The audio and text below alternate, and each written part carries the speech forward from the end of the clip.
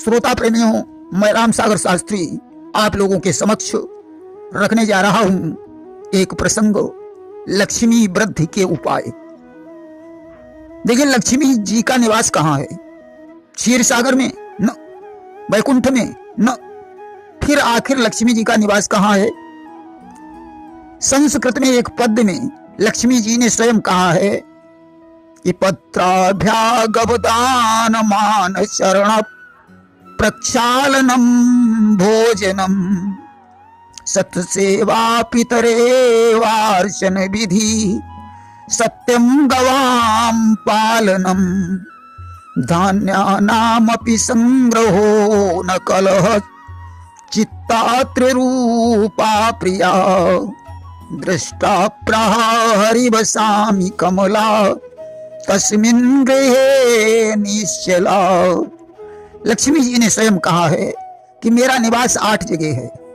Number 1, जहां मेहमान की आवभगत की जाती है, उनको भोजन कराया जाता है, मैं वहां निवास करती हूं। नंबर 2, जहां निरंतर भाव से भगवान की पूजा और धर्म के कार्य किए जाते हैं, मैं उस जगह निवास करती हूं। नंबर 3, जहां सत्य का पालन किया जाता है, मैं उस जगह निवास करती हूं। नंबर 4, जहां गलत कार्य नहीं होते हैं, मैं उस जगह निवास करती हूं।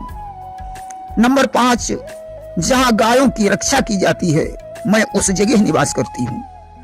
नंबर 6, जहां दान के लिए धन इकट्ठा किया जाता है, मैं उस जगह निवास करती हूं। नंबर 7, जहां कलह कलेश नहीं होता है, मैं उस जगह निवास करती हूं। नंबर 8, जहां पत्नी संतोषी और पति विनयी होता है, मैं उस जगह पर हमेशा निश्चल रहती हूं। बाकी जगहों पर मैं कभी कभी निगाह डालती हूं। देखिए, लक्ष्मी के 8 रूप हैं। आद्य लक्ष्मी, विद्या लक्ष्मी, सौभाग्य लक्ष्मी, अमृत लक्ष्मी, काम लक्ष्मी, सत्य लक्ष्मी, भोग लक्ष्मी और योग लक्ष्मी। और 8 ही जगह लक्ष्मी जी का निवास है। इसीलिए गोस्वामी तुलसीदास जी ने लिखा है कि जहां सुमति तहां संपत्ति नाना और जहां कुमति तहां विपत्ति निदाना। जहां लोग मिलजुल कर रहते हैं, पति पत्नी में झगड़ा नहीं होता है, वहां नाना प्रकार की संपत्ति आती है। जहां कलह कलेश होता है, वहां विपत्ति के अलावा सुख प्राप्त ही नहीं हो सकता है।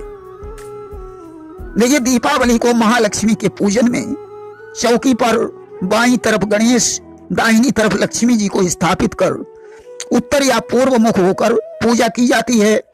लक्ष्मी जी के पास केसर युक्त चंदन से किसी पात्र में अष्टदल कमल बनाकर द्रव्य लक्ष्मी को भी स्थापित कर दोनों की एक साथ पूजा होती है। लक्ष्मी जी को कमल पुष्प बहुत प्रिय हैं। रोली, कुमकुम, अक्षत पुष्प से अंग पूजन करते हैं। इसके बाद 8 दिशाओं में 8 सिद्धियों की पूजा कुमकुम अक्षतों से महालक्ष्मी के पास की जाती है। अणिमा, महिमा, गरिमा, लघिमा, प्राप्ति, प्राकाम्य, ईशित्व और वसित्व, ये 8 सिद्धियां हैं। इसके बाद पूर्वादि क्रम से 8 दिशाओं में कुमकुम अक्षत पुष्पों से महालक्ष्मी के पास अष्टलक्ष्मी की पूजा की जाती है। इसके बाद देहली, विनायक, लेखनी, सरस्वती, कुबेर तथा दीपकों का पूजन किया जाता है। तत्पश्चात आरती, पुष्पांजलि, क्षमा प्रार्थना, विसर्जन आदि होता है। देखिए, शंकराचार्य के पास श्री विद्या थी, जिसकी दीक्षा उन्हें गोविंदाचार्य से प्राप्त हुई थी। गोविंदाचार्य को परमाचार्य से दीक्षा मिली थी। परमाचार्य को दत्तात्रेय ने दीक्षा दी थी। एक बार की बात है, गुरुगृह में निवास करते समय शंकराचार्य एक दिन भिक्षा के लिए एक गृहस्थ ब्राह्मण के द्वार पर पहुंचे। ब्राह्मण गरीब था, वह एक मुट्ठी चावल भी नहीं दे सकता था।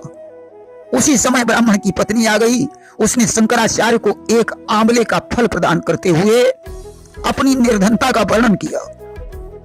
शंकराचार्य ने द्रवित होकर वहीं महालक्ष्मी की स्तुति प्रारंभ की।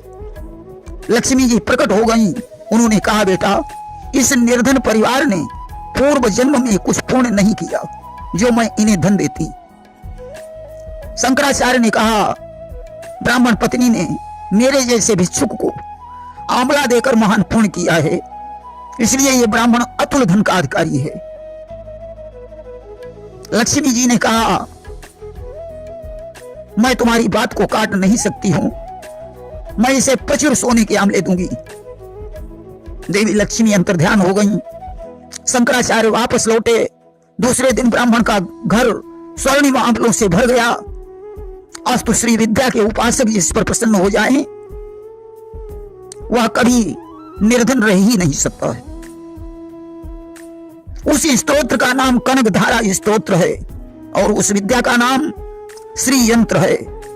श्री यंत्र का विधिवत पूजन करके मनुष्य निसंदेह संपत्तिवान हो जाता है। देखिए, लक्ष्मी वृद्धि हेतु एक मंत्र है, ओम विष्णु प्रिय नमस्तुभ्यम, नमस्तुभ्यम जगद्वते, आर्तहंत्री नमस्तुभ्यम, समृद्धिम कुरु मे सदा। इस मंत्र का जाप लक्ष्मी जी के सन्मुख कमल गट्टे की माला से करना चाहिए। इससे सुख समृद्धि की वृद्धि होती है। प्रेम से बोलिए वृंदावन बिहारी लाल की जय।